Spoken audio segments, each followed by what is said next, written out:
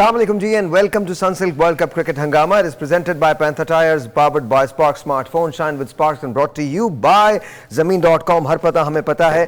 Anyway, coming back to cricket, वो जैकी श्रॉफ थे इस फिल्म के अंदर. हाँ, coming back to cricket जी, क्रिकेट के बारे में बात है. कल मुकाबला है इंडिया वर्सेस टीम ऑस्ट्रेलिया और मैंने जानबूझ के कहा India versus team Australia because कल ऑस्ट्रेलिया को सिर्फ टीम इंडिया से नहीं खेलना, पूरे इंडिया से खेलना है. सो आई थिंक उनको सारी सपोर्ट दरकार होगी. लेकिन ये एक कहानी है, एक फेरी टेल है जो ऑस्ट्रेलिया की has come true in this world cup. वैसे तो वो उसने सबसे ज़्यादा टाइटल्स जीते हैं, लेकिन आप ये इमेजिन करें कि ऐसी टीम जो बिल्कुल बॉटम में थी और बॉटम से उठ के उसने सेमीफाइनल के लिए क्वालिफाई किया, फिर उसके बाद सेमीफाइनल में उसने शिकस्त दी, एक बड़ा फंसा हुआ मैच निकाला और आज वो फाइनल खेल रही है. मतलब कल वो फाइनल खेलेगी against the strongest team right now on paper, physically on ground, team India. So let's start with Salim भाई. सलीम भाई, what do you think? कल का मैच कितना इंटरेस्टिंग हो सकता है? कल बड़ा अच्छा मैच होगा. देखिए, फाइनल हमेशा ही बहुत मज़ेदार रहा है. हाँ. और स्पेशली वो टीमें जिनका आप सोच रहे हो कि एक्सपेक्ट कर रहे हो कि ये दो टीमें आएंगी. और शुरू से आई थिंक पहले 2 वीक्स के बाद ये एविडेंट हो गया था कि यही टीम्स जो हैं, ये 4 टीम्स यही क्वालिफाई करेंगी और इन्हीं 4 टीम्स ने क्वालिफाई किया. 4 का तो आप मेरे ख्याल पहले दिन से कह रहा हूँ, आपको याद होगा. हाँ, फर्स्ट डे से मैं कह रहा हूँ यही 4 टीम्स जो है. हालांकि हमने शुरू किया था, मगर वो क्लेम आप कर रहे हैं, बस ठीक है, फिर अब हम क्या कर सकते हैं. नहीं, मैंने आपको दे दिया. मैंने चलो तुसी रख लो, कोई नहीं. वर्ल्ड कप आप रख ले सर, कोई नहीं. वर्ल्ड कप सर जिसने जीतना उसी ने रखना है. वो उन दोनों को मुबारक हो जो जीते. बहरहाल कल का मैच बहुत अच्छा होएगा और मेरा ख्याल है कि इंडिया, मुझे लगता है कि इंडिया को पलड़ा भारी है. You think India will win? और देखे ना, उनकी बॉलिंग जो है वो ऑस्ट्रेलिया की वो बहुत तगड़ी है, फास्ट बॉलिंग. हाँ. और जो पिछला मैच हमने देखा था उसमें बॉलिंग उन्होंने विकेट ऐसी बनाई थी साउथ अफ्रीका के खिलाफ कि बॉल पीछे कैरी ही नहीं कर रहा था न्यूजीलैंड के खिलाफ. हाँ. तो बात यह है कि वो विकेट तो वैसे नहीं बनाएंगे. ऑब्वियसली डेफिनेटली वो विकेट बनाएंगे कि ना हेजलवुड को फ़ायदा हो, क्योंकि हेजलवुड एक वाहद बॉलर है जो बड़ी अच्छी लाइन पे बॉल. कल भी आज जैसे पहले हमने बात की, लेकिन सलीम भाई, isn't that true कि वो पिच कैसे भी बनाए, हेजलवुड की लाइन जो है वो मुतासिर नहीं होती? नहीं, मगर फिर बड़ा फर्क पड़ जाता है ना. नहीं पड़ेगा, वो तो पड़ेगा, लेकिन कितना को पड़ जाएगा? Because I mean he is an amazing bowler. Sahir भाई, वो होता क्या है कि बाउंस जब नहीं होता ना, फिर उस बाउंस पे वो जो राहत वो है ना, रोहत, वो सीधी जो मारता है ना, वो बाउंस से उस पेस से लगती नहीं है जो आज हमने कल 2 दिन पहले जो देखा है सेमीफाइनल, वो बॉल बड़ा सर अच्छा. उसी सेमीफाइनल के अंदर जो बाउंड्री थी वो 50 मीटर की भी थी एक जगह. 50 मीटर्स शॉर्टेस्ट बाउंड्री. सहर भाई, असल में देखें ना, उसमें फ़र्क क्या पड़ता है, जब बॉल थोड़ा सा बाउंस होता है ना तो वो आपके ऊपर लगता है. हाँ. तो जब बाउंस नहीं होता तो वो आपके मिडल में आ जाती है, तो उसमें बड़ा फ़र्क पड़ जाता है बैट्समैन के लिए. ट्रू. तो वो टाइमिंग जो है ना वो फ़र्क हो जाती है. तो इसलिए मेरा ख्याल है वो जो इस किस्म की विकेट बनाएंगे कि बाउंस हो ही ना विकेट पे, ताकि वो उनके बॉलरों को वो एडवांटेज ही ना मिल सके. देखें ना, जब स्लो विकेट होएगी तो उसने इनके फास्ट बॉलर ने, लेफ्टी ने, मिचेल, क्या उसका नाम है, स्टार्क ने बड़ी अच्छी बॉलिंग की और अच्छी हाइट पे बॉल पकड़ रहा था. तो जब वो बॉल स्विंग होके स्लो आएगी तो मैनेज हो जाएगी ना, तो उससे बड़ा फ़र्क पड़ता है बैटिंग में. तो ये एक इन चीज़ों का इंडिया को एडवांटेज होएगा. What do you think, sir? जी बिल्कुल एडवांटेज लेंगे, और वो मेरा ख्याल है कि जो चीज़ उनको सूट करती है उसी के मुताबिक वो पिच बनाएंगे. और सूट उनको यही करता है कि स्लो पिच हो, जिसपे ऑस्ट्रेलियन जो बॉलर्स हैं, जिसमें हेजलवुड है, कमिंस है या स्टार्क, इनका बॉल कैरी ना करे, क्योंकि ये बहुत ही डेंजरस बॉलर है. जहाँ लेकिन ओके, सो दैट्स, वो तो सलीम भाई ने बोला, लेकिन उसका असर बुमराह पे, शामी पे, सिराज पे, इन पे भी तो पड़ सकता है. नहीं, वो जब ये पहले अगर ऑस्ट्रेलिया टॉस जीत जाता तो फिर इन पे भी बहुत बड़ा इम्पैक्ट आएगा, क्योंकि फिर इनके लिए बहुत ज़्यादा मुश्किल हो जाएगी. मगर अगर थोड़ा सा एडवांटेज लाजमी होएगा, अंडरलाइट्स जब भी बॉलिंग करते हैं, चाहे जितनी भी आप फ्लैट पिच बनाएं, क्योंकि जब उसमें थोड़ा सा डंपनेस आ जाती है, मॉइस्चर आ जाता है, तो उसमें थोड़ा सा जो सीम है वो शुरू हो जाती है. गो के लो बाउंस पिचेस होती हैं, वो उतना ज़्यादा इम्पैक्ट क्रिएट नहीं करती, मगर फिर भी जो फास्ट बॉलर अच्छे होते हैं, जिनको अपनी लाइन एडजस्ट करनी आती है, जिनको पिच प्रॉपरली रीड करनी आती है और लाइन लेंथ का आइडिया होता है, वो वहाँ पर भी इफेक्टिव वो हो जाते हैं बाज़ दफ़ा।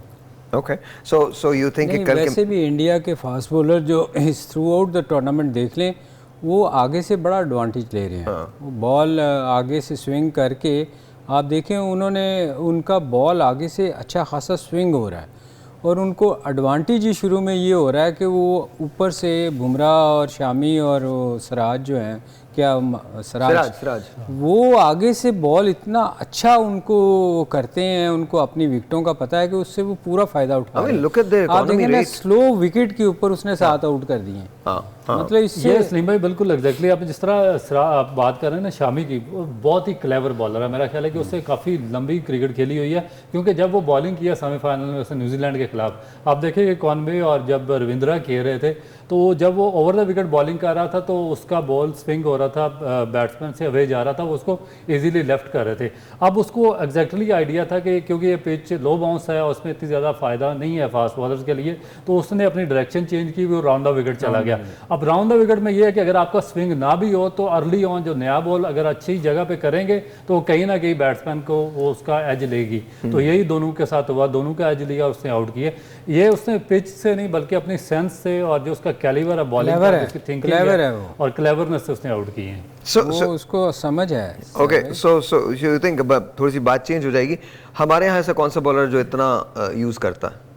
देखिए पाकिस्तान में हसन अली बहुत क्लेवर बॉलर था, मगर उसको अच्छे तरीके से, क्योंकि जो इस मैं टूर्नामेंट में देखा वर्ल्ड कप में, इसको जब ये पाकिस्तान टीम में नहीं आया था, बिल्कुल शुरू में था, तो मुझे याद है हम रावलपिंडी में एक मैच खेल रहे थे, बल्कि उधर इस्लामाबाद में। तो ये मेरे पास आया, ऐसे कहा राहुल भाई यार मेरा ना प्रॉब्लम चल रहा है, मेरा थोड़ा सा ना जब मैं जंप लेता हूँ तो नीचे को चला जाता हूँ। तो मैंने इसको 1-2 चीज़ें बताई, मैंने कहा कि ये चीज़ें ठीक कर लें, क्योंकि मुझे भी ये आइडिया था कि जब आपकी फ्रंट लेग क्लैप्स होती है इस एक्शन के साथ, तो आप बहुत ज़्यादा आप उसमें हर्ट होते हैं एज ए बॉलर। तो मैंने इसको 1-2 चीज़ें बताई, मगर फिर इसका कोच आ गया जो कि पिछले पूरे 2 साल से इसके साथ था, और वो उसने इसको साइड पे ले गया और पता नहीं वो क्या बताता रहा। अभी दोबारा जो इसको हो रहा है, अभी इसको फिर वही प्रॉब्लम, क्योंकि अब देखें अगर आपने जानने की कोशिश नहीं की उसने क्या बताया? मुझे असल में उसके बाद मुलाकात नहीं हुई मेरी इसके साथ। अभी जो मैं इसको देख रहा हूँ, क्योंकि इसकी हाइट है अगर 6 फीट इसकी हाइट है 5'10" या 11, तो जब ये बॉलिंग करता है और इस हाइट के साथ अगर आपकी फ्रंट लेग कोलैप्स होती है तो आप बिल्कुल 4 फुट पे आ जाते हैं। तो उसमें फिर आपको बहुत ज़्यादा एक्स्ट्रा पूरा आपका शोल्डर का भी और कमर का हर चीज़ का जोर लगाना पड़ता है। अगर वो अपनी ये फ्रंट लेग ये सीधी कर ले तो इससे इसकी बॉलिंग अभी भी बेहतर, अभी भी ये इफेक्टिव हो सकता है। सवाल ये दुनिया का जो फास्टेस्ट बॉलर इसी को मैं थोड़ा कह दूं, ये जो बात कर रहे हैं ना, देखें आपने कहा कि हमारी टीम में कौन बॉलर है, वो बहुत दफ़ा हम इस पे बात कर चुके हैं। देखें आप हमेशा क्लेवर कब होते हैं जब आप लंबा स्पेल करते हैं, तभी आपको एक्सपीरियंस आता है ना, कि आप लंबी बॉलिंग करते हैं, आपको अपनी खामियां नज़र आती हैं, दूसरे बैट्समैन की वीकनेस को आप रीड करते हो और आप सीखते हो उसमें। हमारे में कौन सा बॉलर ऐसा है जिसने लंबे स्पेल किए हैं? कोई भी नहीं।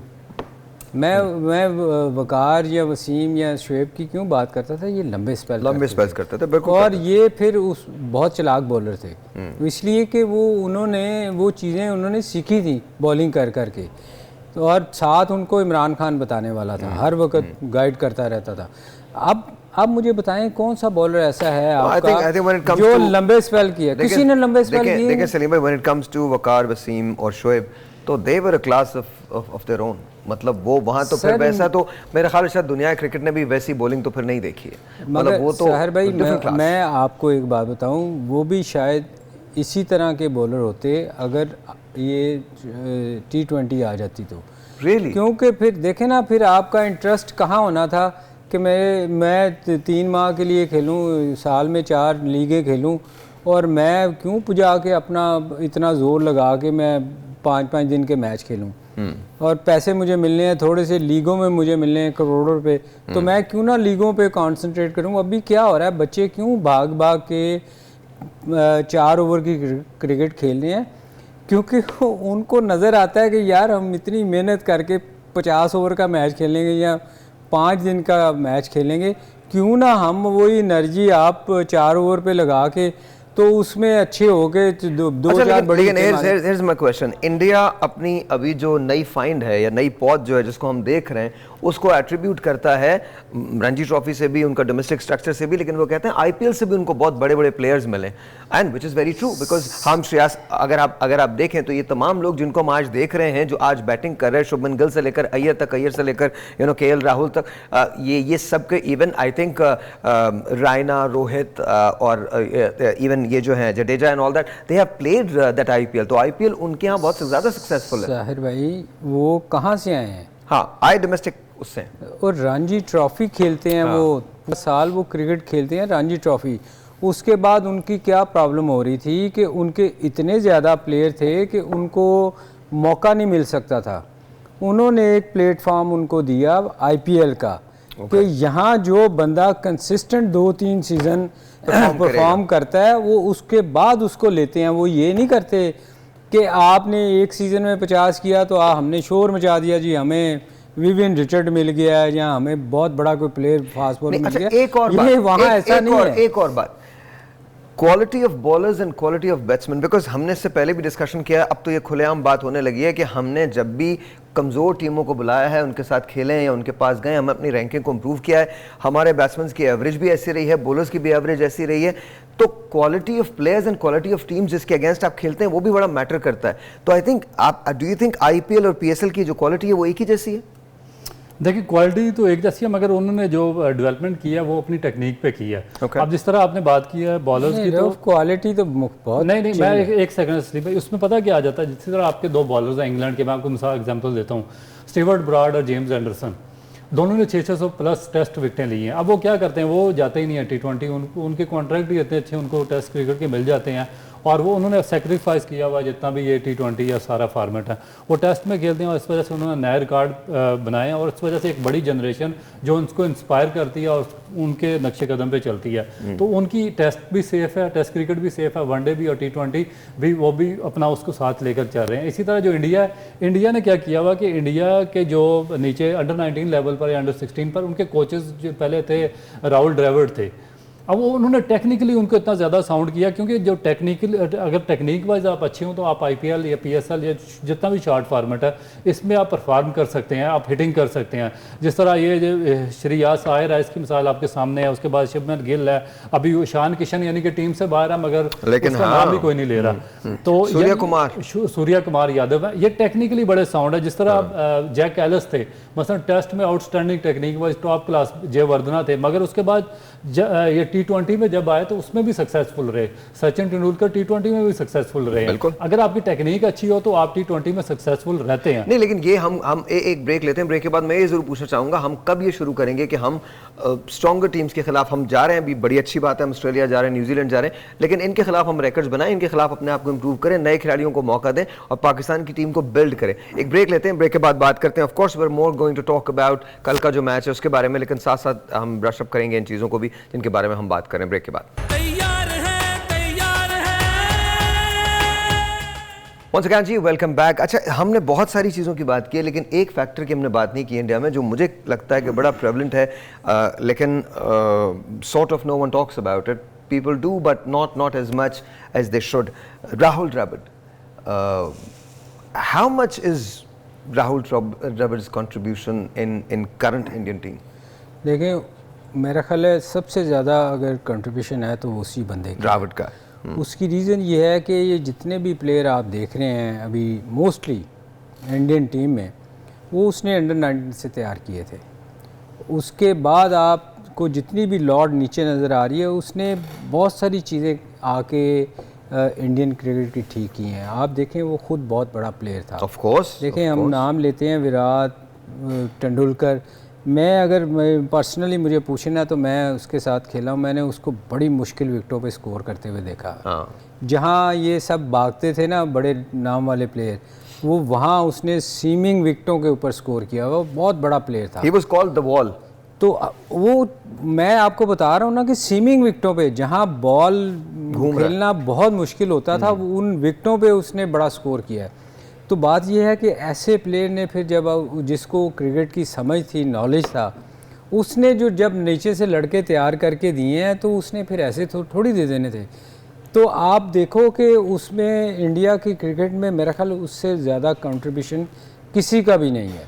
बहुत सारे नाम और हैं मगर प्लेयर उसने दिए हैं सारे नीचे से, और उसके बाद अब इतनी पीछे से मेरा ख्याल है कि उसने कोई ना कोई उसी टाइप का बंदा लगाया होगा अंडर 19 जो इंडियन टीम ने उसको कहा कि नहीं भाई इंडिया टीम में आपकी ज़रूरत है। मैं एक बात आपसे पूछना चाहता हूँ। Right now it's the Indian rain, अभी तो उनकी सुप्रीमेसी है। डू यू थिंक ये लॉट जो करंट लॉट है जब ये रिटायर, क्योंकि कुछ लोगों का आखिरी वर्ल्ड कप भी होगा, जब ये रिटायर हो जाती है क्या इंडिया के पास ऑलरेडी लोग तैयार हैं, अभी हम इंडियन सुप्रीमेसी देखते रहेंगे वर्ल्ड क्रिकेट के अंदर, या this will be the last wave? देखिए मेरा ख्याल है कि अभी इसमें से अगर रोहित शर्मा आप कह सकते हैं या विराट कोहली जो कह सकते हैं कि मोस्ट सीनियर प्लेयर्स हैं, हाँ, तो ये अगर साइड पे हो जाएंगे तो आप देखें कि इनके रिप्लेसमेंट पे अच्छे प्लेयर्स बैठे हैं। शुभमन गिल को साथ तैयार कर ले हैं, सूर्य कुमार यादव है, ये शरियास आयर है, इसको केएल राहुल है आप देखें आउटस्टैंडिंग, उसके बाद ये ईशान किशन है। तो उन्होंने तो अपना बेंच तैयार किया हुआ, और उससे भी अच्छा बेंच नीचे एक जो अंडर 19 लेवल पे वहाँ पे तैयार हो रहा होगा। क्योंकि जिस तरह सलीम भाई ने बात की ना राहुल द्रविड़ की, उसका जो माइंडसेट या अप्रोच है वो बाकी जो कोचेज़ हैं जो हमारे मेथड्स हैं एक्सपायर्ड मेथड उनसे टोटली डिफरेंट है। वो इसलिए कि मुझे याद है ये अंडर 19 में इंडियन टीम लेकर गए थे जिसमें ये सारे थे, ये शुभमन गिल वगैरह, ये शरियास आयर वगैरह।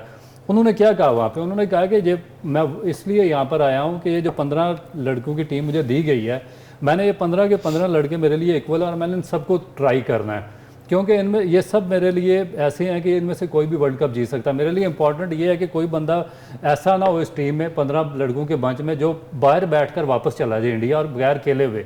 मेरे लिए वर्ल्ड कप से ज़रूरी इनको खिलाना और इनको टेस्ट करना ज़रूरी है। हमारे अप्रोच क्या होती है, हमारे अप्रोच ये होती है कि कोच बनता है वो ये मैं आपको बिल्कुल रियलिस्टिक स्टोरी बता रहा हूँ, वो पिचेस पर इसलिए सुबह सुबह पानी छुड़वा देते हैं ताकि 2 दिन में मैच ख़त्म करवा देते हैं ताकि उनकी टीम मैच जीत जाए। जो बैट्समैन खेल रहे हैं वो उनकी कोई परवाह नहीं है किसी की एवरेज 10 की रहे या 15 की, उनको अपना होता है कि वो किसी तरीके से उनकी टीम ऊपर फिनिश करे और वो पाकिस्तान अंडर 19 में किसी तरीके से नेशनल एकेडमी में या पाकिस्तान टीम के साथ दूसरा टूर कर लें। जहाँ इतना बड़ा अप्रोच का डिफरेंस होगा वहाँ पर आप कैसे बिल्ड कर सकते हैं चीज़ों को? Sir, David Warner, Mitchell Marsh, क्या फैक्टर हो सकते हैं ये? बहुत मेरा ख्याल है कि दोनों जो डेविड वार्नर है, देखें जिस तरह पाकिस्तान के खिलाफ 164 उसने किया, और मिचेल मार्श स्टडी प्लेयर्स हैं, तो इंडिया को इन पे अटैक करना पड़ेगा और इनकी विकेट लेनी इंडिया के लिए बहुत ज़्यादा वाइटल होगी। अगर दोनों में से कोई एक भी खड़ा रहा तो इनमें पूरी एबिलिटी है कि ये मैच फिनिश करते हैं, मैच को लेकर चलते हैं। एबिलिटी तो ट्रेविस हेड में भी है।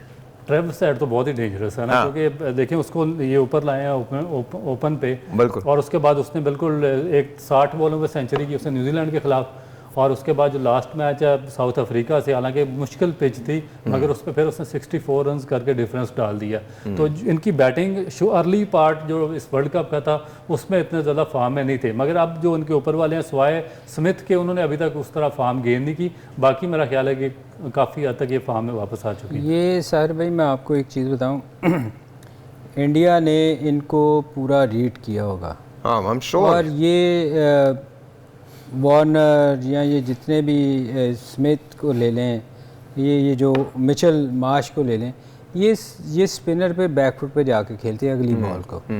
अर्ली ऑन ये इतना डेंजरस है, ये विकेट इनका लेना बड़ा आसान है। मैं आपको सच बताऊं, इनको ये अगली बॉल को भी ना नए बॉल पे जब शुरू में स्टार्ट होता है मैच, बाद में ये ठीक हो जाते हैं, थोड़ा सा 2, 4, 5, 10 ओवर निकल जाए ना तो फिर इनकी टांगें मूव करना शुरू कर देती हैं। अदरवाइज़ ये अगली बॉल को भी स्पिनर पे बैकफुट पे घुसते हैं। तो ये क्या, अगर हम यहाँ बैठ के बात कर रहे हैं तो क्या इंडियन इनको रीड नहीं किया होगा? 100%, तो ये 100%। वो इनको शुरू में वो 100% इनको फंसाएंगे, स्पिनर से अटैक करवा के या किसी तरह इनको आगे बॉल करने की कोशिश करेंगे, क्योंकि ये बैकफुट पे जाते हैं।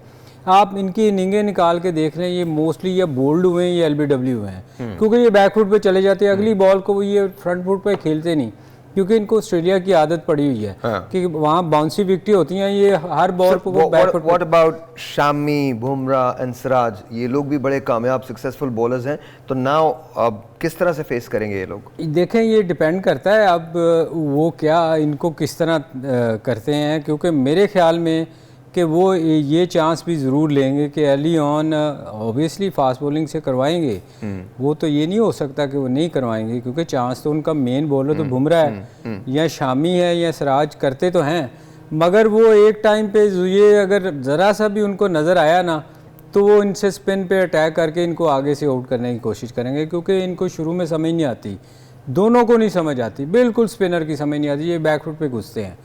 तो मगर अगर उनको अर्ली ऑन विकेट ना मिली बुमराह या सिराज की, क्योंकि शामी तो बाद में आते हैं सेकंड पे, तो ये अर्ली ऑन चांस ज़रूर लेंगे उस पर। अगर आप कमिंग्स होते और कल आपका मैच होता और अब इंडिया से खेल रहे होते और इंडिया में विराट कोहली होते, रोहित शर्मा होते, ऑफ कोर्स शुभमन गिल होते, श्रेयस अय्यर होते और ये ओपन करने जा रहे होते, पहले 4 नंबर्स इसी तरह इस तरतीब के साथ होते और आपके पास आप होते, कमिंग्स होते, हेजलवुड होते, स्टार्क होते, तो आपकी क्या स्ट्रैटेजी होती है और एडम जाम्पा होते, आपकी क्या स्ट्रैटेजी होती है, किस तरह से बॉलिंग करते हैं? देखिए चांसेस तो देते हैं, रोहित शर्मा भी देता है, उसके बाद शुभमन गिल भी देते हैं, तो मेरा ख्याल है कि स्ट्रैटेजी इनके लिए बिल्कुल एक क्लियर कट होगी। जिस तरीके जहाँ पे हेजलवुड बॉलिंग करता है हाँ। वो एक्सेप्शनल मेरा ख्याल है कि जगह है इनके लिए।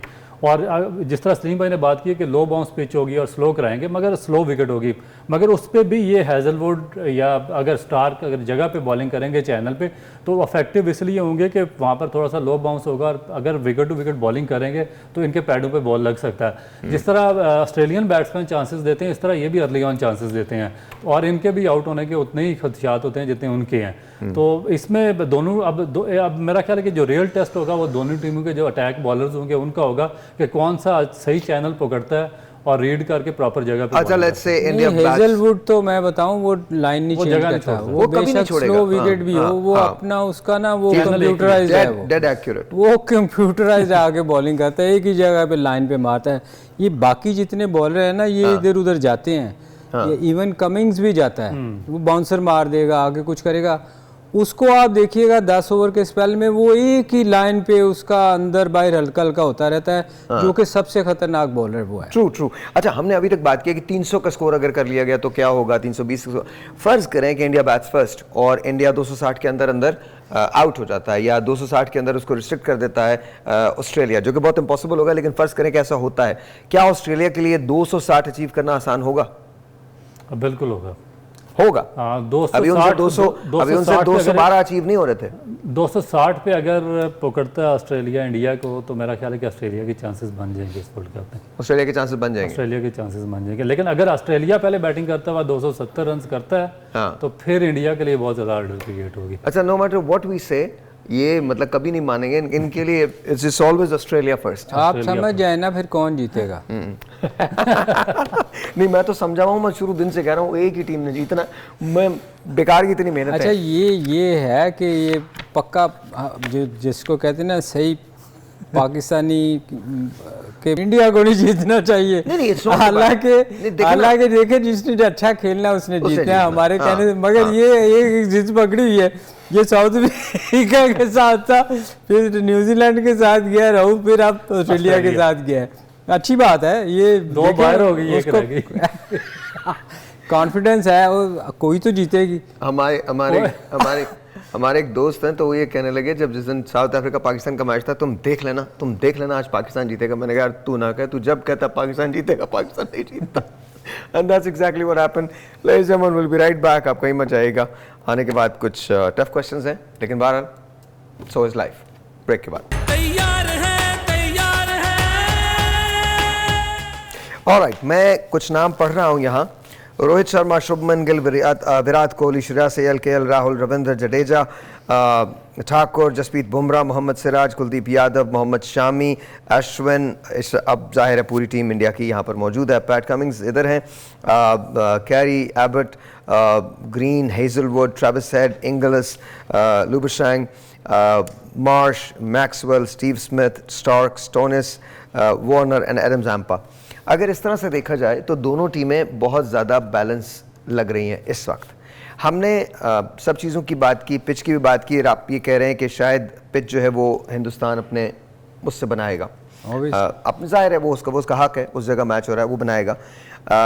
लेट्स से कि ये मैच हो रहा है और इस मैच के अंदर ऑस्ट्रेलिया पहले जीतता है और वो फील्डिंग करने का फैसला करता है, do you think it will happen? हो सकता है। वजह देखिए ये तो वही बताएंगे क्यों क्योंकि मैं तो नहीं बता सकता यहाँ बैठ के, नहीं, क्योंकि हमने बड़े फैसले किए हैं ऐसे। उसका देखें, वो वहाँ विकेट को देख के डिसाइड करेंगे ना।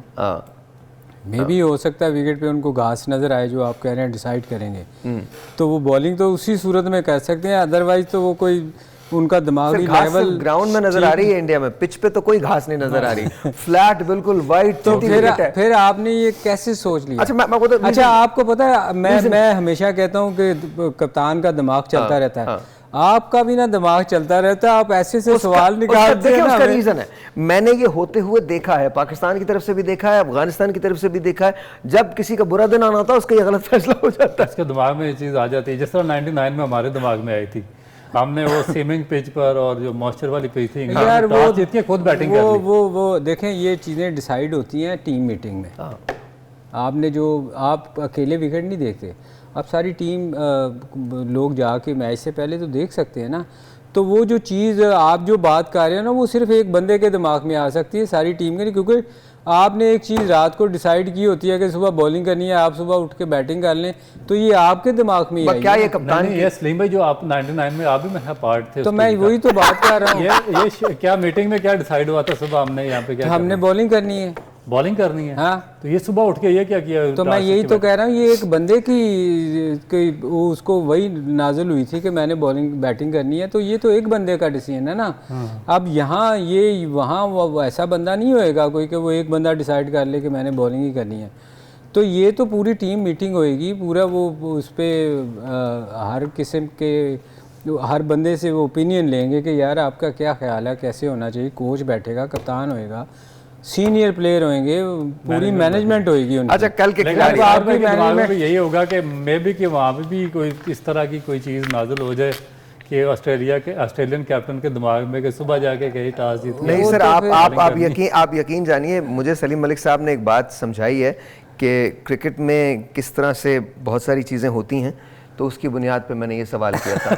नहीं वो हमारे यहाँ जाने दें। अच्छा वहाँ नहीं होती, वहाँ तो वो टीम मीटिंग में फिर वो कप्तान ही रहेगा ना उसके बाद। अच्छा हमारे यहाँ तो रहे उसके बाद। वो कौन सा प्लेयर है जो आपके ख्याल में इम्पैक्ट पैदा कर सकता है इंडिया की तरफ से? पहले देखिए इंडिया में तो हर बंदा ही लग रहा है इस वक्त, टू बी ऑनेस्ट। देखें शामी को ले लें, विराट को ले लें, शर्मा को ले लें, आप किसका नाम लेंगे कि जो जिसका दिन होगा वो कंसिस्टेंट? तो सवाए शामी के बाकी सारे कोई ना कोई एक आध कर रहा है, और उसमें सिर्फ एक वाहद कोहली है जो कंसिस्टेंट स्कोर कर रहा है, परफॉर्मेंस दे रहा है। जी तो ये दो बंदों को तो आप निकाल ही नहीं सकते।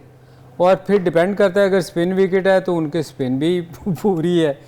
तो बात ये है कि इनमें आप किसी एक को का नाम मेरा ख्याल में लेना, मेरा ख्याल ये पूरी टीम ही डाल सकती है। दो। अच्छा बॉलिंग में जडेजा, हाँ, और बैटिंग में कोहली पे होगा। राइट। और आप सर उसमें से ऑस्ट्रेलिया में से किसको चुनेंगे? ऑस्ट्रेलिया बॉलिंग में हैजलवुड होगा, और बैटिंग में वार्नर पे। बैटिंग में वार्नर पे? You think Warner?